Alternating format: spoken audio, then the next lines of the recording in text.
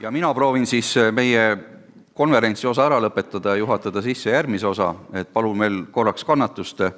Meie konverents on jõudnud lõpule. Me oleme teinud täna tagasivaate meie hea kolleegi, õigusteadlase, kohtuniku, õppejõu, advokaadi Uno Lõhmuse teekonnale, temale olulistele teemadele, ja küsimustele, millega ta on tegelenud, mille pärast ta südant valutas ja ka nii mõndagi küsimust sai edasi arendatud ja vaadatud ka tuleviku poole. Ja mulle jäi mulje, et meie arutelu oli, nagu täna siin kõlas, et Unol oli iseloomulik teatav stiil, et mulle jäi ka niisugune tunne, et see tema stiil, temal see iseloomulik, rahulik, leebel moel asju arutada vist võiks öelda laienes ka täna meile. Ja ma usun, et meil õnnestus selline kena teaduslik austusavaldus Unole ja tema õigusteaduslikule rikkalikule pärandile kenasti. Ja selleks, et see konverents meil õnnestus, ma sooviksin öelda mõned tänusõnad. Kõigepealt loomulikult ma tänan kõiki ettekandjaid ja sessioonide juhatajaid, kellele me pärast konverentsi kingime tänutäheks ka ühe väikese meene, millel on ka praktiline tähendus, see on seljakott. See meenutab Uno huvi reisida. Uno oli suur rännumees, talle meeldis palju reisida ja ta armastas ka raamatuid. Nii et see on üks niisugune kott, kuhu parajasti mahuvad sisse raamatud, mille saab võtta kaasa reisile.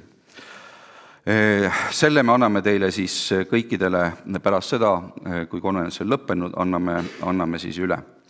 Konverentsi sisulise kokkupanemise eest ma tahaksin tänada töörühma, millesse kuulusid ainult professorid, oli Lauri Mälksoo, Madis Ernits ja Marju-Luts Sootak, suur aitäh teile. Konverentsi korraldamise rahastamise eest ma tänan, nagu alguses oli ka juba öeldud tegelikult, aga lõpus tuleb ka ikka tänada ja välja öelda, oli siis Eesti Teaduste Akadeemia, kelle ruume me oleme kasutanud üleüldse, kelle juures me tegutseme siis Riigiõiguse Sihtkapital ja kes on meid võtnud oma kaitsva tiiva alla, Riigikohut täname, Tartu Ülikooli õigusteaduskonda ja Justiits- ja Digiministeeriumi.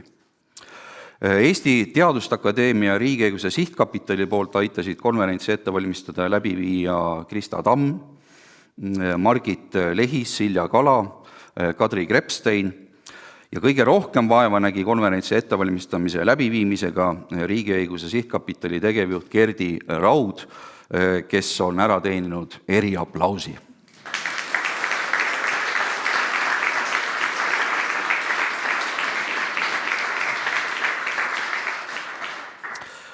Tehnilist teostust tegi meil Event Media, toitlustus Tervise Catering ja fotograaf oli meil Sven Tupits, kellele me oleme ka kõik tänulikud. Ja nüüd edasi minnes, et Uno pidas lugu ka heast söögist ja joogist. Uno oli veinisõber ja seetõttu me jätkame oma koosviibimist, aga mitte siis enam selles majas, vaid lähme vahetame nüüd asukohta, lähme siia kõrval asuvasse Eesti esindushoonesse, mida veel ajalooliselt tuntakse ka kui Rüütelkonna hoonet, mis ta siis täna täpselt see ametlik nimetus on, et selle üle käivad arutelud jätkuvalt. Aga saame seal kokku, saame siis seal vahetada muljeid ja mõtteid selle üle, mis me kuulsime, mida täna arutati, meenutada Unot. Üks väike palve, et palun võtke kõik oma asjad kaasa ja jätke need registreerimise saadud nimesildid, mis siin on, et ärge neid veel ära rebige, et jätke see nähtavale kohale, et siis, kui me siseneme sinna teise majja, et siis korraldajad saavad aru, et tegemist on meie külalistega. Huvi selle majamastu on nii suur, et sinna võib igasuguseid tegelasi ja turiste sealt niimoodi sisse libiseda, nii et seetõttu meil paluti siis need nimesildid hoida alles.